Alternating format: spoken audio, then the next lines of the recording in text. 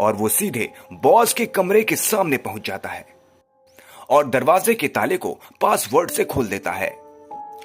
Company का manager ये देखकर आश्चर्यचकित रह जाता है। उसे यकीन ही नहीं होता कि जो पासवर्ड केवल कंपनी के मालिक को पता है, वो इसे कैसे पता चला। अब मैनेजर उसे कोई खास आदमी समझने लगता है। उसे पूरा यकीन हो जाता है कि हो ना हो इस व्यक्ति को बॉस ने ही भेजा है और वो उसे बिना रुके हुए अंदर जाने की इजाजत दे देता है। जॉन और सुनील ये सब देखकर समझ नहीं पाते कि विक्रम को ये सब कैसे पता। तभी अचानक विक्रम सभी को बॉस के चैम्बर से बाहर जाने को कहता है और चैम्बर का दरवाजा बंद कर देता है। कुछ ही घंटों के बाद मैनेजर को बॉस का फोन आता है और बॉस मैनेजर से पूछता है, मेरे कंप्यूटर को किसी ने इस्तेमाल किया था क्या? तभी मैनेजर सारी बात बता देता है।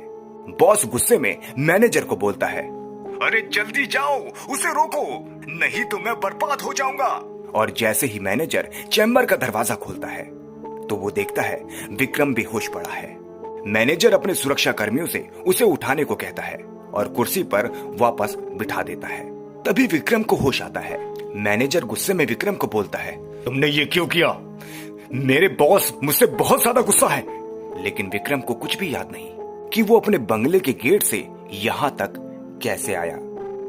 दरअसल वो बंगला पहले उसी बॉस का होता है और बॉस ने बंगले को अपने ऑफिस की एक लड़की के लिए खरीदा था और कभी कभी साथ रहता था, जो कि उसकी कंपनी में काम करती थी।